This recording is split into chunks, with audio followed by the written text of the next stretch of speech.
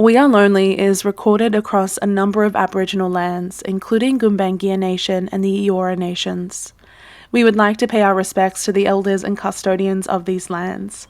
We would also like to pay our respects to the custodians of the land on which you are now listening. I'm on my way to the yoga retreat. I'm feeling really nervous. I made the fatal mistake of stalking the other people that were going, I guess just to sort of see if they were people that, were my age and that kind of thing, and none of them were. They were all a lot older than me, and I think that freaked me out. I think I'm just, terrified about not connecting with people and feeling really isolated for a weekend. So anyway, safe to say I hope I'm wrong. I hope that I'm wrong about this and that it's a good experience. So we shall see. Isolating myself has been a habit, and being lonely, I guess, is also it's become a habit for me. I think loneliness is something I've definitely struggled with. Everyone feels lonely at some stage in their life. When we don't talk about it, when it's left unsaid, that's when it can start to spiral and build up and turn into something much greater. And that has adverse effects on your mental and physical health. Connection is everything. As humans and as mammals, we require that connection. This is We Are Lonely, and I'm Gemma Spegg. I still end up prioritising work over spending time with people I love or something like this.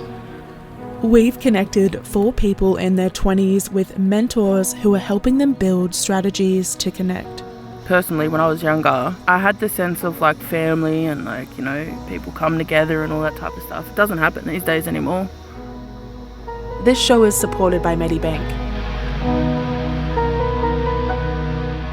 Before we get into things, I want to let you know that being about loneliness, this podcast gets personal and vulnerable. At times, we'll be exploring difficult themes, including social anxiety, racism, and isolation. If this raises any issues for you, you can call Lifeline on 13 11 14 or go to reachout.com, which offers dedicated support for young people. In this episode, we'll catch up with Holly, Tim, and Charity. We just heard Holly getting ready to head into a yoga retreat. That's because this episode is all about passions, finding what we love and using that as a space to connect. Holly had caught up with Tessa earlier to prepare for this step. Since doing this, I've booked to do a yoga retreat, not knowing anyone. And it's a small group. It's about, I think, 10 to 12 people. And I would really love some skills or just a few little bits and pieces that you feel might help me in a situation like that, because I think it could be relevant to other people as well, going into situations where they don't know people and they might struggle with making friends or, connecting with other people. That's super exciting that you've got that coming up.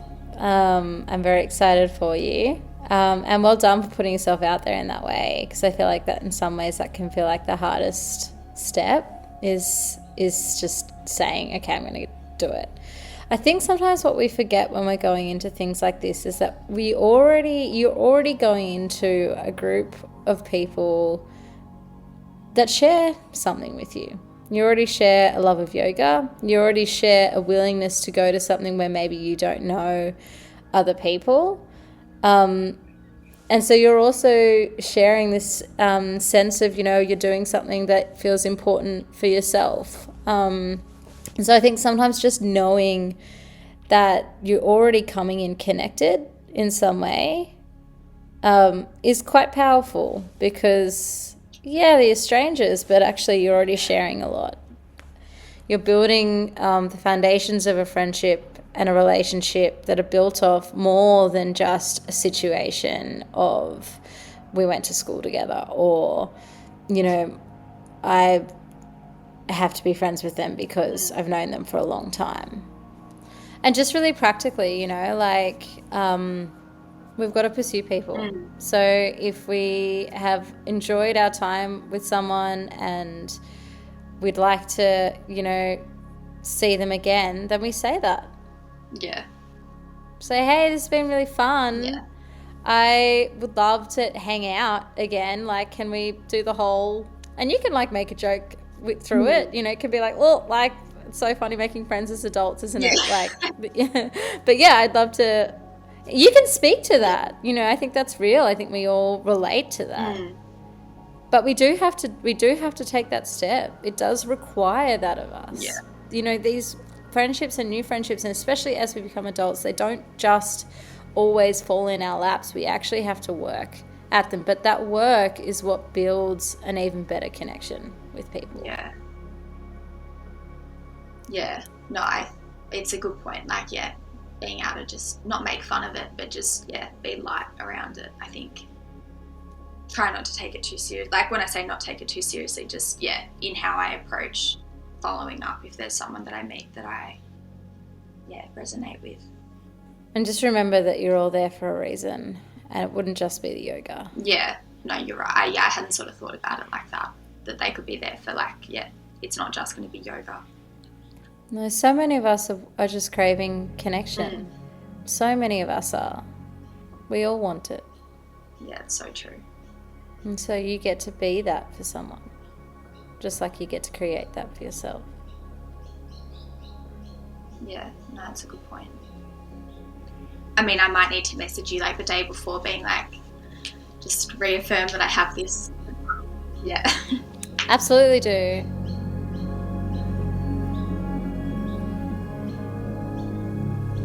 I think when it comes to passion, I mean, there's lots of reasons as to why it's so important to make space for. It's a funny one because I think sometimes, especially young people, can be so caught up in this idea of like, I don't know what I'm passionate about. I don't know what I want to be. And that can feel isolating. You know, I've got all this pressure. I need to figure out what my passion is. How do you do that? I don't know what I'm passionate about.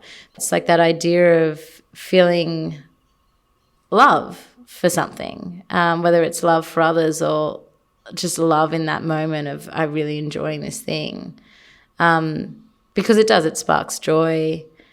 It's, you know, the best moments of sometimes of being alive is when we can make space for the things that just bring us joy, that just make us happy. It's like seeing the world as a playground and, you know, how can I just experiment with ideas and the things that I'm drawn to? What is something when I notice when I'm scrolling on my phone that I stop and I think, oh, I wonder what that's like. It's leaning into those parts that I guess give us more information about the things that we like and the things that we're drawn to. And yeah, it's really important to make space for that because we deserve to have those moments in our lives.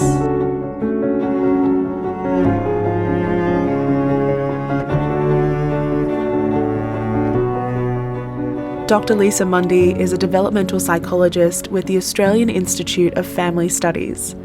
She says finding your passions and what sparks joy for you is important at any age, but particularly for us in our 20s. Because that's another really important part of this age, like this sort of age of opportunity, kind of through the 20s, is really kind of your self-identity and your self-concept as well, working out how you fit into the world, beyond just your kind of parent groups or who you happen to go to school with. So these years are really important in terms of being able to try out kind of try out different hats, try out different kind of roles. So this is kind of the age, the kind of stage of life where that's really kind of core business, I guess.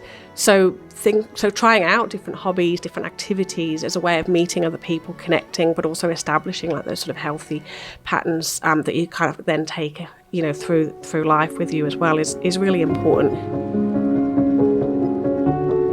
This strategy of finding joy to connect is something that Tim's mentor, Sean Zepps, started on straight away. What are the activities or friendship groups or events or parties or clubs that you went to that when you look back, you're like, oh, that was it. That's when I was my happiest. That's when I was really figuring out who I was. I'm not sure I would say happiest, but I know definitely influential was I had just broken up with one of my exes, and I called my girlfriend crying, and I was like, I need you to take me shopping. We're gonna go buy like a ton of makeup, and I want you to teach me how to do makeup so I can do drag. And oh yes, yeah, and that was like a really therapeutic time for me. Like, especially that time was really chaotic. Like, I had just dropped out of uni. I had just broken up with my boyfriend, so I was like, I just want to learn a new skill. I want to do something artistic. I want to do something creative. I want to channel all that energy into something just magical. So yeah. So for you, when you're like exploring drag, was any part of that you exploring your own relationship to gender, or was it really this beautiful, just artistic expression for you? I'm going deep. Yeah. I think by that point in my life, even though I think I was around 20, I felt like I was very comfortable in my gender. I never felt any dysphoria around that, and especially talking to like my trans friends, and that I could see my experiences with gender wasn't quite aligned with how they felt. I also identify as a man, and I've done drag in the past. It's like there's obviously a small part of you that gets to like dip into various aspects of gender and just mess with it, right? Yeah. But sometimes just the expression allows you to like unlock parts of you through your own masculinity with no gender aside, just self-expression. And I'm wondering, through that process, did you get to be someone different? Did it allow you to be more outgoing? Did it allow you to be less of an introvert? Like, is that act a way for you to safely explore various parts of your personality? 100%. I feel like it definitely is a mask, and when I was a drag queen, I feel like a totally different person. Maybe not a totally different person, but you know, there is some aspects where you tell me to get on stage without like heels and drag makeup and a wig, and I wouldn't do it. But all of a sudden, if you put those elements together and I'm in drag, wow. I'm fine going up on stage and performing. So I think it makes total sense. Absolutely. Like, dress up and play. We beat it out of kids, don't we? Yeah. It's totally cool to do it when you're little. And then you get to an age, especially if you're a boy, 7, 8, 9, and all of a sudden they're like, don't dress up. Don't be silly. Don't have fantasies that are too far stretched from who you actually are. Yeah. Do you have any connection presently to the beautiful joy that was drag, or has that just been wiped since the pandemic? It has been a bit wiped, unfortunately, since I moved to Melbourne. I have all my drag gear. I've got a few wigs, got my heels, but no, and that's the thing. I really want to, but the anxiety of like, well, who's going to be approachable, you know? Yeah. Who's going to be welcoming? And I think that was one of the scary things about Perth for drag was it was a lot of white drag queens.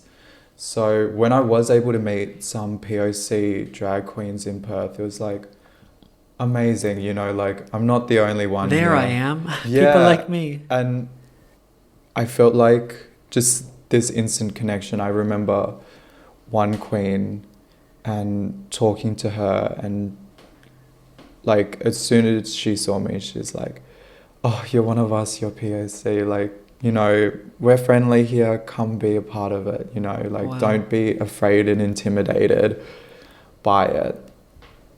I was able to build a sense of connection and belonging there, just by being present at that event.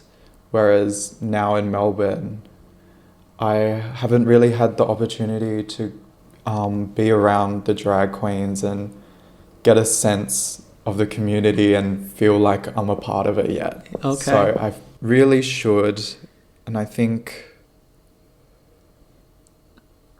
I should. What do you think is stopping you?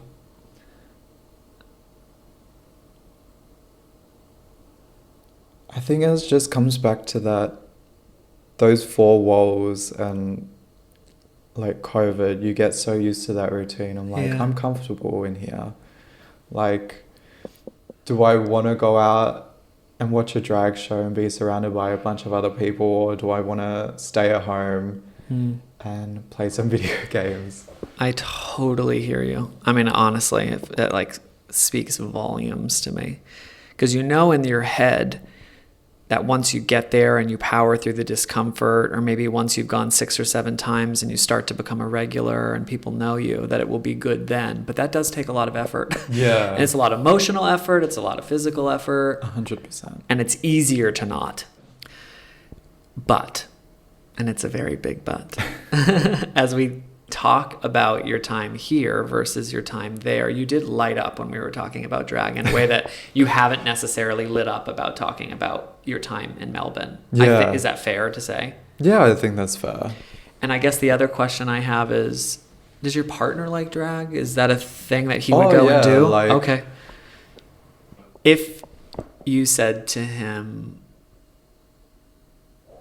I see a future where that's a part of my life again, and I think on the other side of that is like an even happier version than I am today, what would it look like if we went every Thursday for a month? This is just me making something up. Is that something he would come to the table and say, let's do it together? Is that 100%. Okay. Yeah. And are there friends here that would do the same, even if it's his friends? Like, are there other people that might support that, or do you think it's more of a couple thing? No, like, it's definitely something, like, because I've got my little group of friends here, and I'm always talking to them like, okay, if I put you in drag, will you come out with me? Will you let me be your drag mom? Like, can we, try and create, since I don't have that same community here like I did in Perth, I was like, well, and I've been a bit scared to go out and become part of that community. I'm like, let me just make one. I think that's the best thing I've ever heard. Yeah. And if we just set a goal that was like, I'm going to go without fail for just 1 month, not more. Let's not set goals further than that. Yeah. Let's make it achievable. And we're saying, I'm going to go every week for 4 weeks. And you're going to tell your friends, and I'm going to come to one of them. I'm going to come back. We're going to go. And we're just going to say, if we just set goals for ourselves for 1 month, when we're finished with that month, we look back and we have a conversation. What was that like? Did it feel good? Did I get in drag? Did I get other people in drag? Did I feel like I was making new connections? Do you think that would be fun? Yeah. Yeah? You're smiling from ear to ear, so I'm feeling like this could be good. Yeah. I have little chills, so I feel like sometimes our brains go to these like massive goals. I'm going to be a drag queen and everyone's going to know my name. And the hurdle from where you are today to that is like too overwhelming. Yeah. But a micro goal, a manageable goal that doesn't disrupt your life, right? We're not saying stop making connections online, only do it in physical, or I'm going to be a drag queen and I'm going to sign up and win a competition. We're saying a micro goal. Yeah. That's achievable, right? Yeah, 100%. 100%? 100% good. Is great.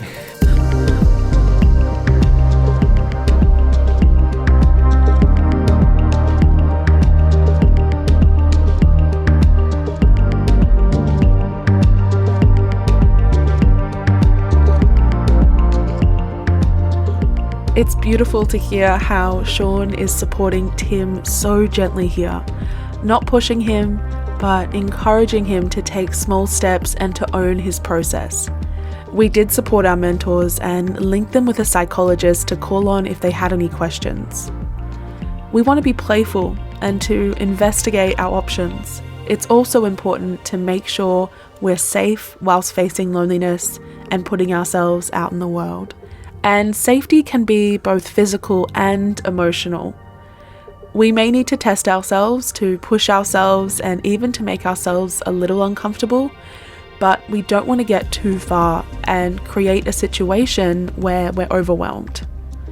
Tessa can help us define this line. I think that's part of the assessment is this realistically safe for me, and what makes it safe or what makes it unsafe. I think an important place to start with all of this is really starting to build that muscle with realistically safe peers and people and spaces. So, that it wouldn't be wise to just say to a mentee, go out on the street and the next person that walks past, try and connect with them. That would probably not be a very safe suggestion because we have no sense of, how that person's going to respond. But if we've got a friend or a person or an environment in which the likeliness is that it is realistically safe, in that, someone has shown us that they, have an interest in us or care about us in some way, or in the environment in the sense that the setting is going to invite an opportunity to connect, then I think we can have a little bit more of an understanding as to whether it's the right thing to push with.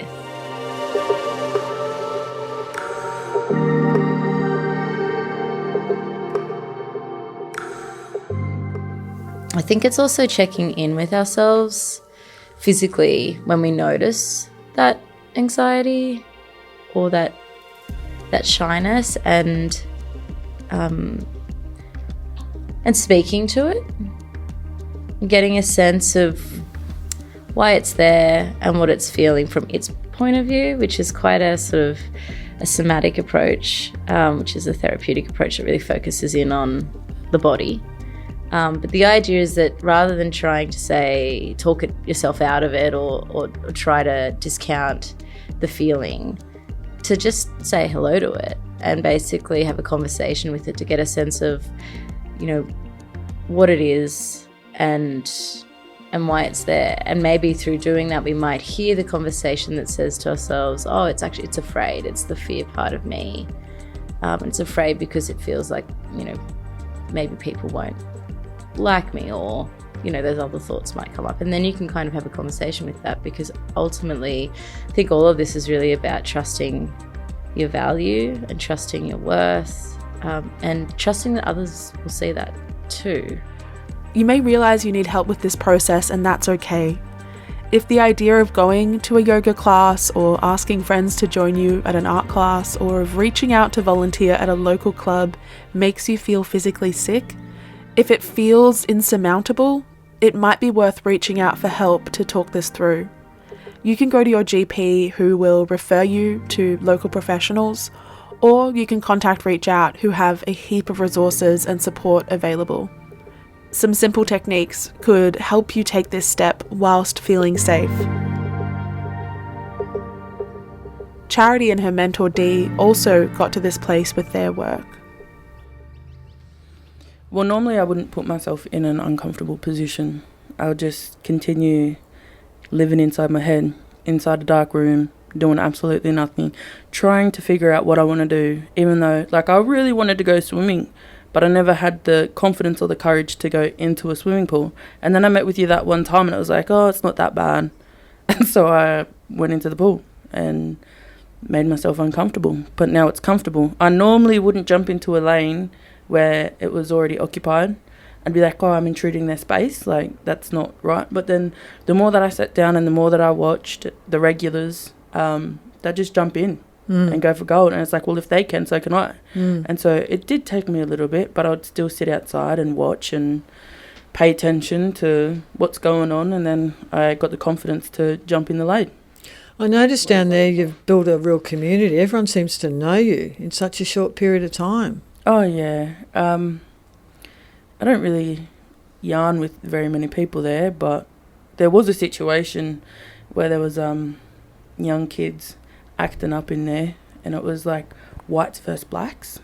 And I was like, no, that's not right. You're children, you just go have fun, And I was like, oh, you're so wise, the lady that was trying to sort the situation out. And I was like, not really, it's just common sense.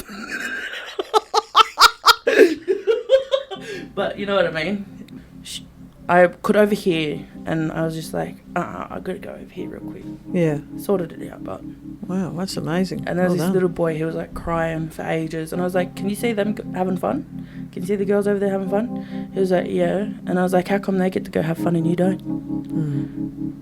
Don't hang yourself up, you know what I mean? Dee started early, helping Charity find a space to connect that involved sport or exercise. That's because sport and being physical in itself is a huge boost for mental health and self-esteem, but also it's a great way to connect. Whether it's a sporting team or just being at the gym or the pool regularly, you start to become part of something. Reaching into where you feel joy, where you feel accepted and happy is a powerful way to build connection. But passions don't have to be so full-bodied and playful, they can also be practical. Here's Dr. Lisa Mundy again. Obviously, study and employment are kind of a good kind of, social spaces. With, universities, a lot of, again, with the COVID pandemic, a lot of university life was moved to online. And again, I think that really showed us like the importance of, that universities are not just about learning, that they are about that social connection and being able to connect with others as well, practically. So, kind of capitalising on those opportunities as well. I know that going to uni or TAFE or getting a different job might not sound like they fit into an episode about passion. Even if education isn't something you're passionate about, it can be a way for us to find our passions. Short courses, degrees, and diplomas, they all offer up new choices in our lives, and with that, new ways to find joy and places to meet new people. And often the people we meet when we're studying can become lifelong connections because it's a place where we can find people with shared interests and values. Charity and her mentor Dee investigated the idea of education as a space to connect and build stronger relationships. What's your experience like at school, when you were at school? I was a crowd follower. Yeah. And then like the crowd that I was following, it was like I needed to fit in with somebody, but then I lost really good friends that I had since primary school because I went this way. One of the reasons I ask you is that when you've been through what you've been through, the thought of even going and doing any sort of study just triggers you. Yet if you know why you're there and you know it's a means to an end, it can be quite exciting. Yeah, like I'm more of like a practical doer. Yeah. So you like to, like they call it tactile, so you like to actually physically learn. Yeah.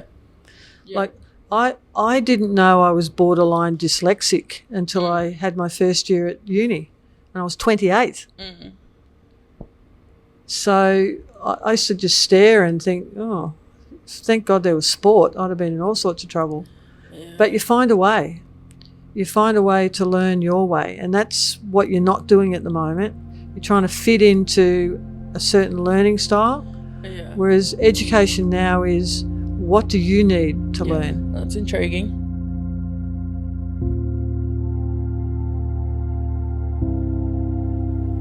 Let's check in and see how Holly's doing with her weekend. I am at the yoga retreat. I'm talking a little bit quietly because, we're not really using our phones.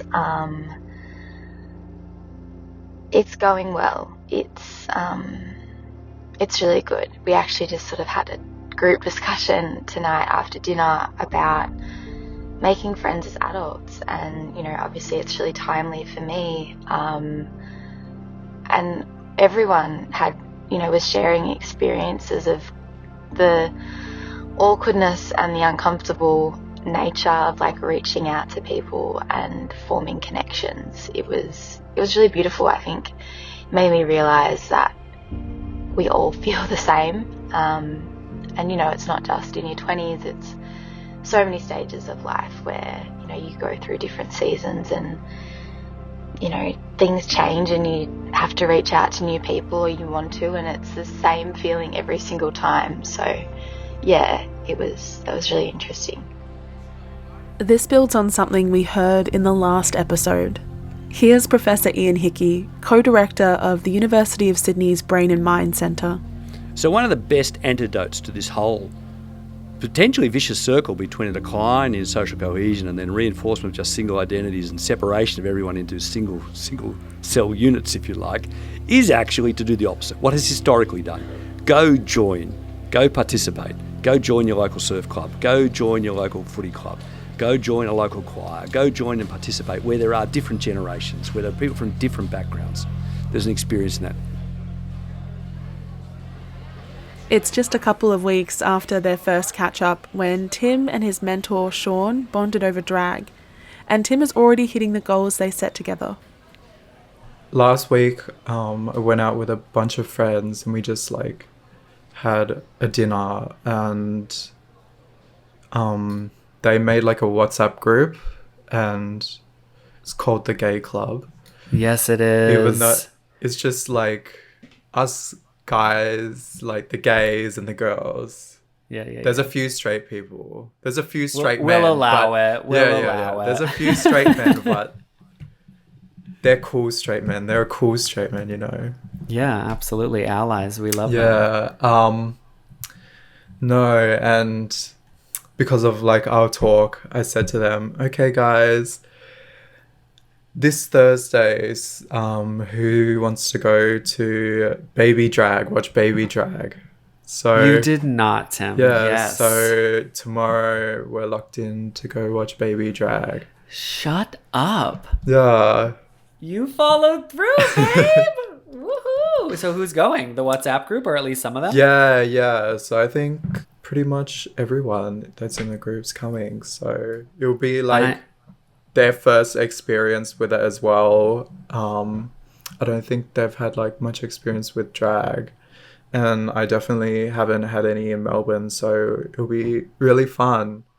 Oh, that's so great. I mean, so many things are good here. One, you went out twice last week. So as far as like feeling lonely, I think you should be massive pat on your shoulder. Like you went out one more time than I went out. Two, you've set the goal that we talked about finding the drag place, and you're going, which is amazing. But then three, and I don't know if this was purposeful, a baby drag venue, which makes me think you might be up on stage one day. Yeah, like maybe it doesn't need to happen hopefully. Immediately. But like, hey, this is huge. How are you feeling about the baby drag event? Are you excited? Is there nerves attached to it? Or are you just kind of like proud that you've gone this far? Like, I'm excited, nervous at the same time. Like, I don't know what to expect. And I guess it's a good thing. Like, I'm not trying to set any expectations for myself. Okay, this is already like massive progress, which is fantastic. Also, I think the biggest win of it all is the fact that you even suggested it. Yeah. Like most people don't even get that far. So the fact that you did and then they said yes is just a cherry on top of the ice cream sundae. But the fact that you were like, hey, who wants to come? To me is already, the prize itself. Because I do know you now. And sometimes that's the hardest part, isn't it? Just asking. 100%. Yeah. So I am home from the yoga retreat now. I had the most amazing time. I think I really came away from it with a deeper understanding and probably appreciation for the fact that meeting and connecting with people that share similar interests and values to you really opens up an amazing space for connection. I think that while I didn't make any friends per se, and I think, there's still a little bit of shame for me around that. I think that in the past I would have been devastated that, or seen it as a failure if I hadn't made friends. But I think the realization that connection with like-minded people for, you know, however long it is, can be just as powerful. I think it really reinforced to me that, you know, connection sort of is just as important as friendship. Like, you know, these aren't people that I would then go and see again, but for the weekend it was a really beautiful experience and I'm so grateful for it. So yeah, it was really powerful. And I think, it's challenging me to want to do yoga more often and more regularly, to be able to be surrounded by, you know, similar kinds of people.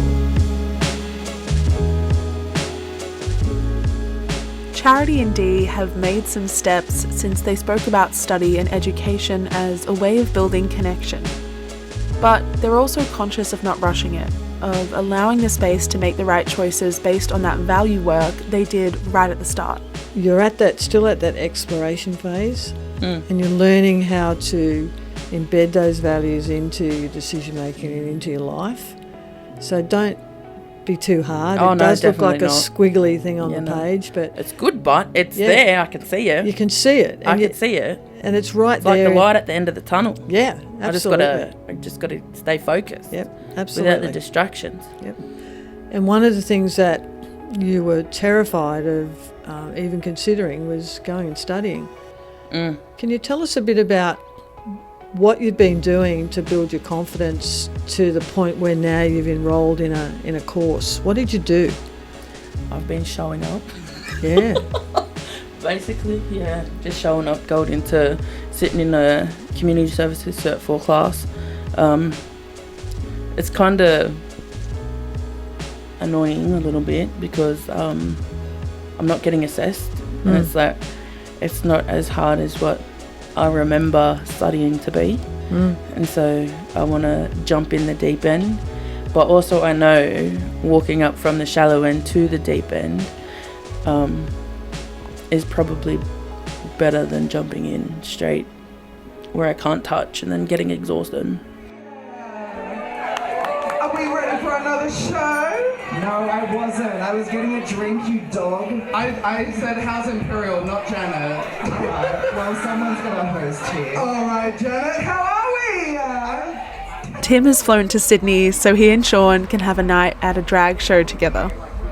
So we're currently at Drag and Dine at the Imperial, which is in Erskineville in Sydney. We just watched 1, 2, 3, 4, 5, 6 drag performances. I don't know. And then you watched me dance on stage. Yeah, you did the splits. I did the splits. You did some kicks. I did some kicks. And some other people won. And everyone else won, even though I delivered at my full potential. I'm not angry. I'm not upset. Are you having fun? We're just bitter. No, I think this is like what I was talking about earlier. Like sort of what I live for. This really intimate, you know, we're able to be together, have a chat, sit down, and just really converse and know each other better. Yeah, I think it's wonderful. I didn't know that I picked this place perfectly, but just the three of us at the table, we get to chat, we get to get intimate, have like private conversations, and then watch a drag show and have a lot of fun and get, you know, a little tipsy. It's perfect. So I don't know, get your friends drunk so they can get on stage or do something like that. But until then, eat up, drink up. Oh, it's so special, isn't it? It's like the very best of what clowning provides, which is you can't look away, and then it adds on all this technical aspects, right? The illusion of womanhood and the perfectionism of a trained dancer and an actor. Like, you're getting all of those elements, and so to watch all of that happen, like, you cannot stop looking. It's so exciting. It's like, and the fact that Tim and I both love it so much just bonds us even more. Like, we're just constantly gabbing, which is great. 100%. Like, it's, for me, it's weird watching drags sometimes, like having done drag myself. Sometimes you can look at it very analytically, like, you know, would I have done my makeup like this? Would I have done that move? Would I have chosen this song? And, you know, it's all so personal and everything, but it's so good being able to see, like, especially tonight, something that you really can't get anywhere else. So it's really special. Thank you and good night!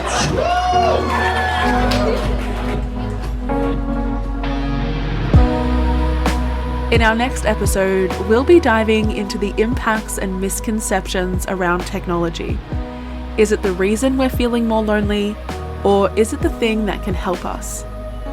Part of me is pretty cynical about the whole process because everyone is doing this on their phone, presumably by themselves, including me. And it's crazy to think that we could go from strangers just playing a game and then next, we're helping each other, we're supporting each other. Obviously it's a highlight reel, so everyone's posting their best memories, but yeah, I found that really hard. So one of the great scare campaigns going on at the moment in the media is that kids' brains are being fundamentally rewired for life in a bad way by the use of phones. I think the evidence for this is practically nil. If this show has raised any issues for you, there are always places to turn, such as Lifeline on 13 11 14, beyondblue.com.au, and reachout.com, which offers dedicated support for young people. For more information and tips to help if you're feeling lonely, visit wearelonely.com.au. We Are Lonely is produced as part of Medibank's 10-year commitment to addressing loneliness. I'm Gemma Spegg.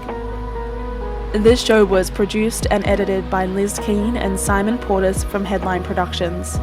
Music is by Kenneth Lampel. Fact-checking is by Jess Chung, and our team psychologist is Alison Howarth. Our junior producer is Monica Vidgurite. Our team from Medibank include Karen Oldacre, Nigel Davis and Demi Michael. Project and production management by Rob Ranieri and Nick Randall from Ranieri & Co.